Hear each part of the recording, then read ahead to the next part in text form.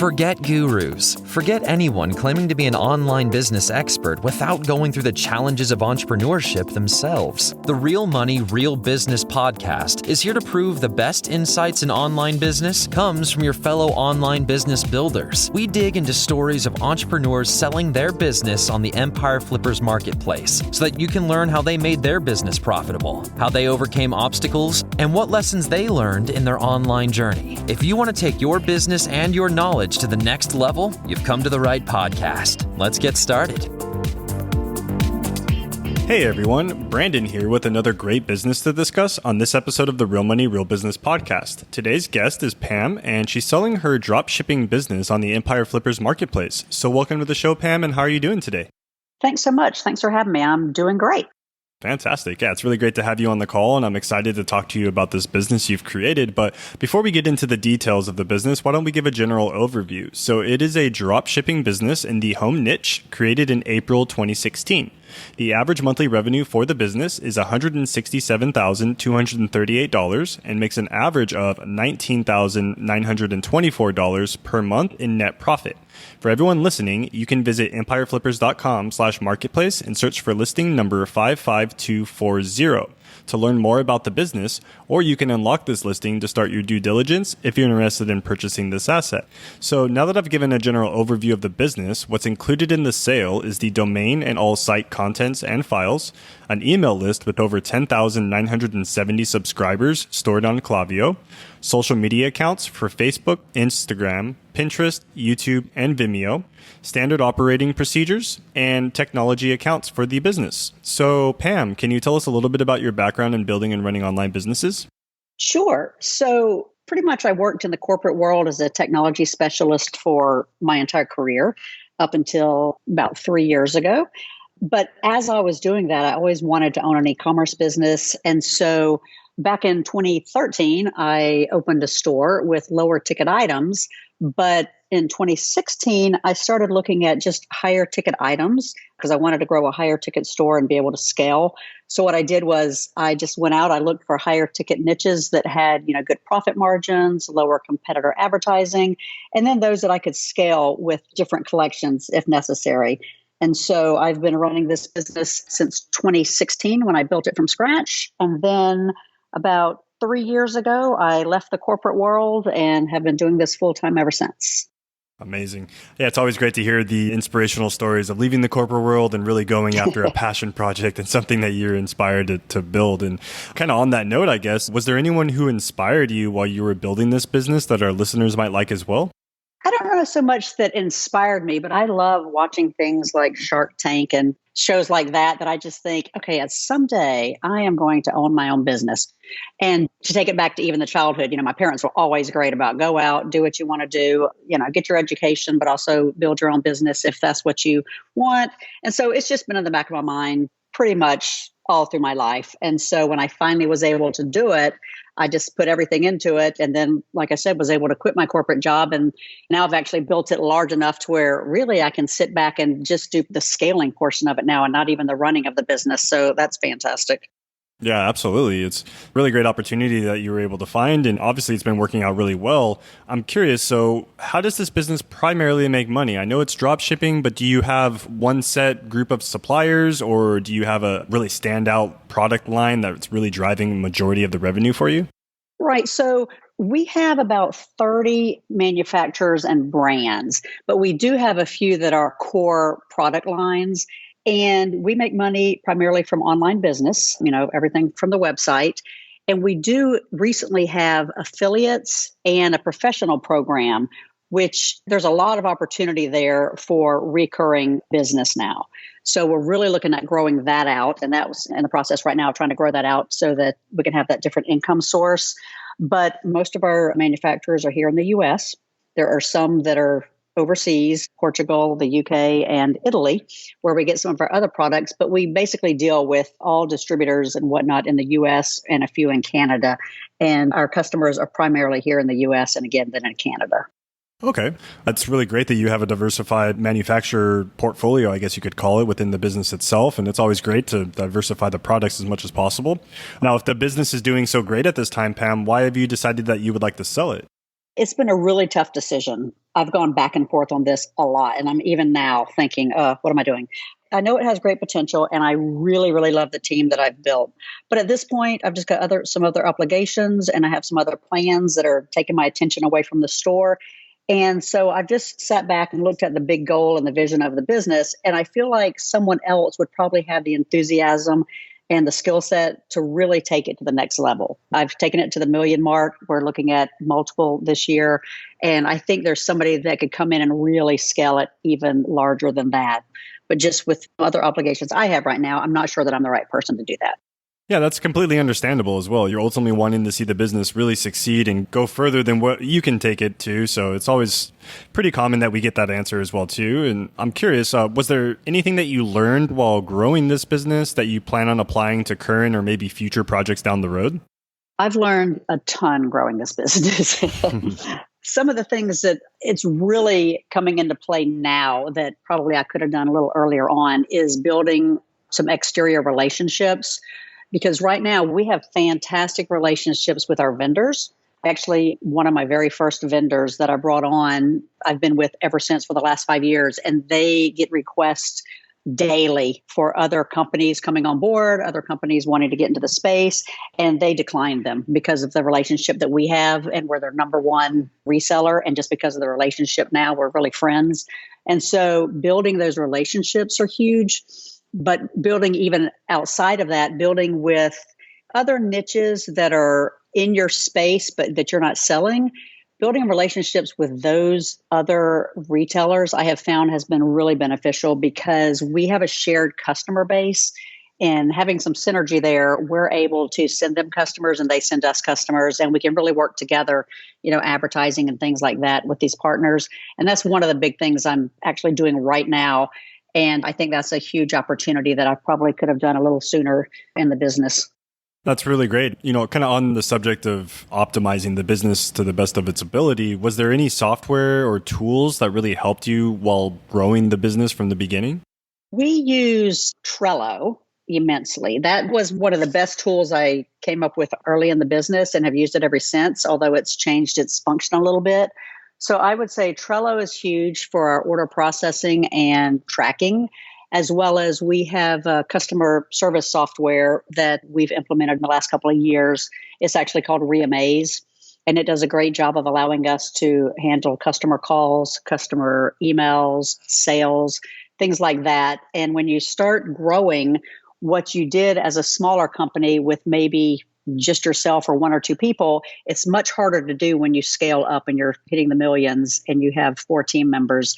So we've got processes in place and these software automations with Zapier and things like that in place that really allow us now to operate efficiently and have our team members really communicating well so that it's, day-to-day operations are really smooth. Yeah, that's amazing. It's always great to find those tools that are going to ultimately help you optimize the business and also with your customer service side. That's really great to hear that you were able to optimize that to the best of your ability. Now, with this business in particular, was there anything that you tried and it just didn't give you the return that you were expecting? I would say one of the things that I tried early on, and I still think there's potential there, I just haven't found it yet. But early on, I tried doing a little more local outreach. Because in my niche, I think a lot of builders or contractors or landscapers or just the outdoor arena in general could benefit from our product lines. And so I reached out trying to build some relationships that way for the reoccurring revenue. And locally, it just never really worked out. Instead, we've gone to the professional program, which, of course, because we sell throughout the U.S. And so that's really working much better. But I think that's probably the thing that I've tried over the years to bring to fruition, and it really never has. I think somebody could do it, but so far I haven't cracked the code. Okay. We'll dive into maybe the growth levers in just a minute, but I want to maybe focus a little bit more stepping back into where the majority of your traffic is coming from. Is most of it coming in through organic search, or are you also gaining other signals of traffic into the site? Most of ours is organic. We've spent a lot of time over the last 5 years building the SEO and the pages for organic traffic. So we actually have really good organic traffic and in some cases ranked higher than the vendors and to brands themselves. So that's a great way that we get our traffic, not only to the collections and product pages, but also to our blogs. We also get a lot of our traffic from social media. We do some advertising on social media as well as our Google ads.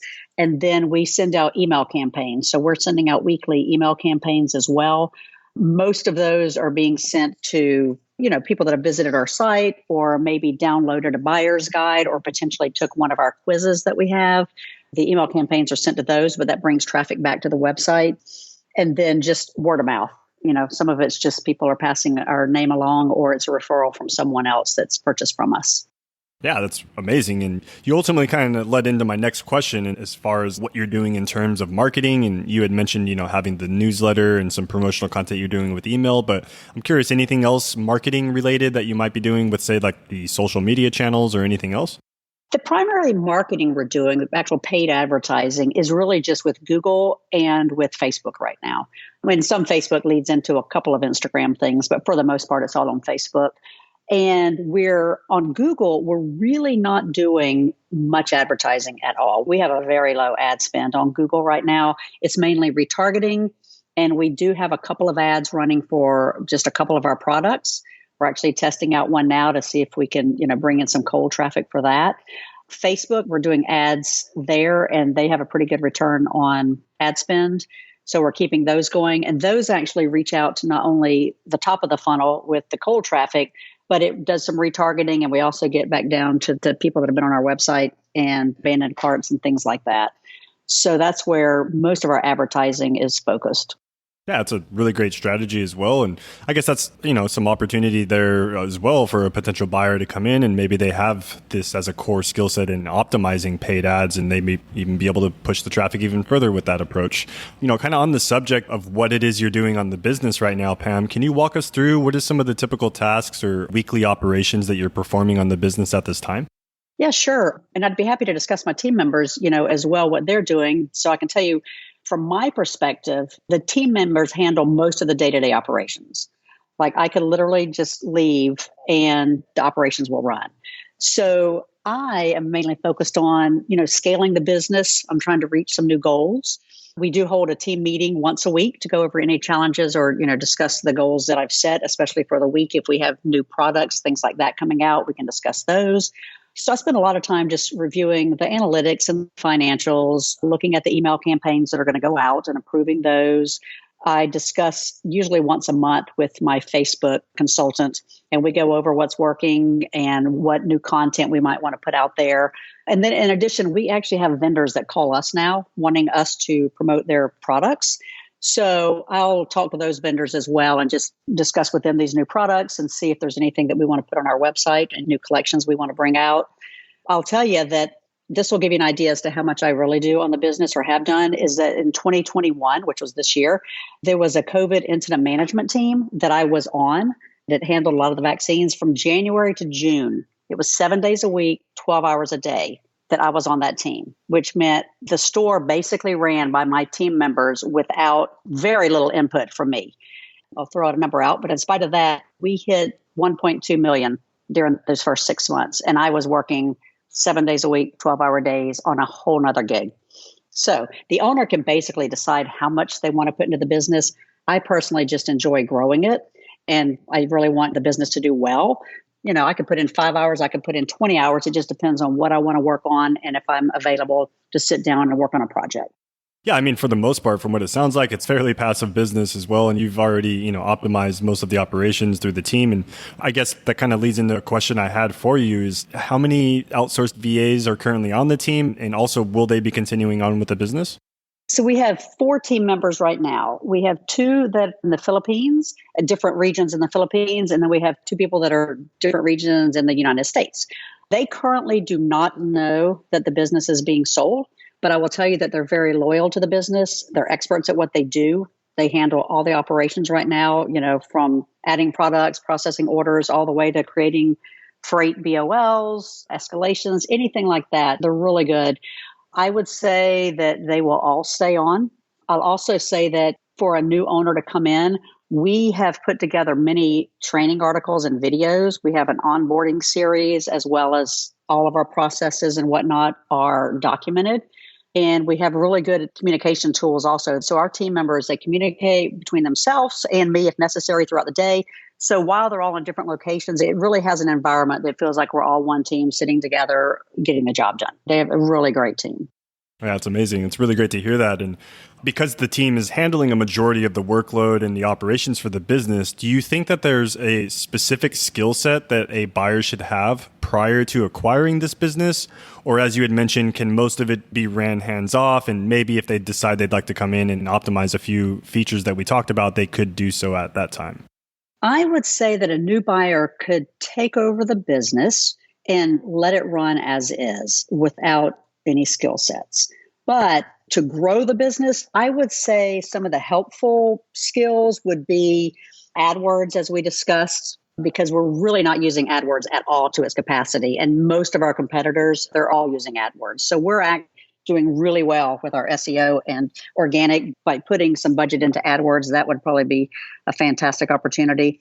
I would say knowing marketing, SEO, and then potentially outreach. Just if they're good at networking, like I said, building these relationships, I think that's a huge opportunity right there. So somebody that's wouldn't mind getting on the phone and making a phone call to new vendors, or knowing who to contact and having one of the team members contact them as well, just leading the team to do those things, because we do have some really high level team members that make phone calls and can actually do most of everything that I'm doing right now if given the opportunity and the guidance to do it.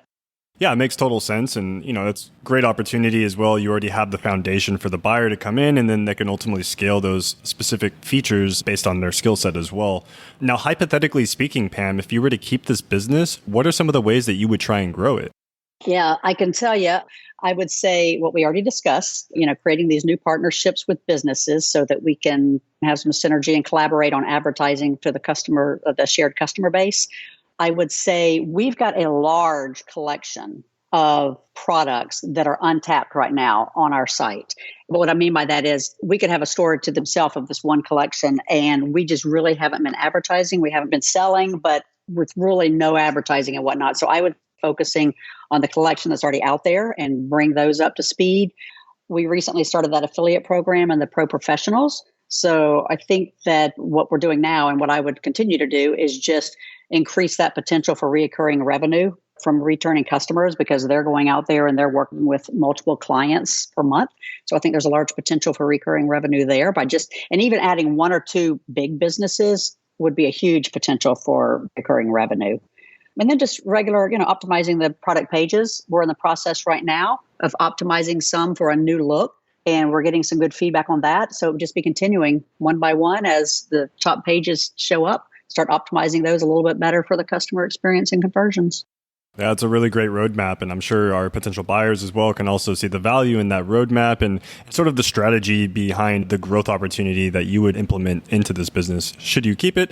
But on the flip side of that, do you feel that there's any particular risks associated with this business that a buyer should be aware of? Typically with drop shipping, the biggest risk is that there's other stores that pop up that sell the same products. And many times what happens with new stores coming up is they'll sell the products at a cheaper price or try and just get the lowball to try and get some sales. And that could take away from our sales. But what I found with that is that we've had at least 5 other stores that have come up in our niche, in our arena, and all of them are gone. So over the 5 years, I've seen everyone come and everyone go, because we've just set a foundation down and built the relationships with our brands so that we don't have that problem. Most of our brands won't give anybody, any new stores, the products anyway, because we have such good relationships. But I would say that's obviously one.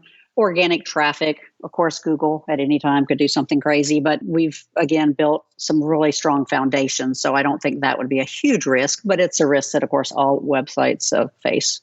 Yeah, absolutely. And I completely agree with you on that. And, it's something that to keep in mind as well. And I think it's a really great feature that you have set up these personal relationships with these manufacturers, and having that exclusive, verbal agreement, I guess, with them is also a great opportunity here in scaling purposes.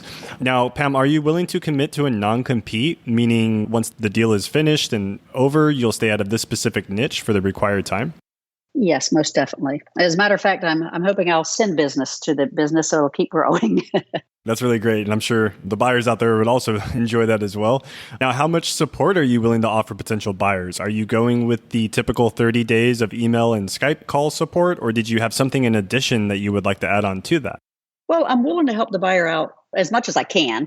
I have a great team that's there in place, and I want to make sure also that they succeed as well. So I have said that, obviously I'll give the 30 days of email support, and also I'll do a Zoom call once a week as well, or as needed, just to make sure that the buyer is really up to speed on anything they need to move forward and grow. Okay, perfect. That's really great to hear. And I'm sure all of our potential buyers as well can see the value in that added support you're wanting to see the business continue on and succeed with. So that's really great to hear. Now, are you open to negotiating something like an earnout where you'll receive a large portion of the sales price up front and then smaller payments closing out the deal, say over the course of a few months after that? I'd rather not do an earnout, but I am willing to listen to offers as they come in. So I'm not totally closed off to it, but I'd rather have a cash offer if possible. Yeah, completely understandable. And that's, again, something that can always be discussed during the negotiation period and kind of see what buyers are bringing to the table and can be further hashed out after that. Now, final question for you wrapping up this call, Pam. So putting yourself in the shoes of a buyer, why do you think that this business is worth buying? Well, hopefully over the last 20 minutes or so, I've given lots of reasons why, but I would say, unlike a lot of e-commerce stores and drop shipping stores, this store was actually built with a true business foundation, which means we built this with core values. We have a vision for building and scaling the business. We actually have, like I mentioned before, the processes, the policies, the technology in place that just has smooth daily operations. We have team members that are experts in their roles, so they can handle operations in the absence of daily oversight, which is, as I told you before, they did for the first part of this year. I think also us being the number one retailer for some of our brands, we've got great relationships with them, which will carry on. We have excellent positive reviews. Our site has great reviews from customers, and that's a major factor in us continuing to get referrals and get customers. And we also have new manufacturers that reach out to us. So I think there's huge potential in that. When you start a business, it's hard to get manufacturers. But now when they're reaching out to you, you've done something right, and it's just going to continue to grow because there's so many opportunities to spread even out from the niche that we're in, to spread out even further and really take this to as high as you want to go with it. Yeah, absolutely. And all really, really solid points there and great opportunities for a potential buyer to come in and ultimately push this business to its full potential. Again, already having that established foundation that you've set up for them. So it's really great. And, always excited to see, a business of this scale and also this quality come onto our marketplace. And, I'm sure we'll be seeing this getting sold for you here in the near future. And again, thank you for jumping on the call with us and talking to us about this business, Pam. Thanks so much for having me. I really appreciate it. And it was fun as always talking about my business. Yeah, it was really awesome having you on. And again, we'll stay in contact and looking forward to seeing this getting sold in the near future. Thanks so much. All right, thank you. And all right, everyone, thanks for listening. To learn more and to see if this listing has already been sold, head over to empireflippers.com/marketplace and search for listing number 55240. If you're watching this on YouTube, click the link in the description to go straight to the listing. And once you've unlocked this listing, you'll be given everything you need to know about this business. So until next time, enjoy your digital journey.